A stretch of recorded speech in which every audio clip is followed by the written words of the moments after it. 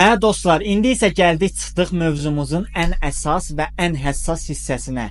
Qızıl yatırımının növləri nələrdir? Bildiyimiz bizim klassik metod var ki, o fiziki qızıla olan yatırımdır. Yəni zinət, qızıl zinət əşyasına və ya külçə şəklində qızılı alıb saxlamaqdır ki, burada da bəzi risklər var. Onlar saxlamaq və onun təhlükəsizliyidir. Digər bir məsələ ETF şəklində qızıla investisiya etməkdir ki, bu ETF-lər, yəni birjalarda ticarət olunur və qızılın qiymətinə indeksləşmiş qiymətli kağız hesab olunur. Digər bir metod qızıl qiymətinə indeksləşmiş coinlərdir, yəni blockchain-də yığılmış coinlərdir ki, bunu siz kriptovalyuta birjalarından ala bilərsiniz. Məsələn, ən məşhur olan Binance-da bu PEXC kimi görsənir və bir PEXC elə bir unsiya qızılın qiymətinə bərabərdir. Başqa bir metod isə dostlar, qızıl istehsalı ilə məşğul olan dağ mədən şirkətlərinin səhmlərinə yatırım eləməkdir ki, siz bununla da qazanc əldə edə bilərsiniz.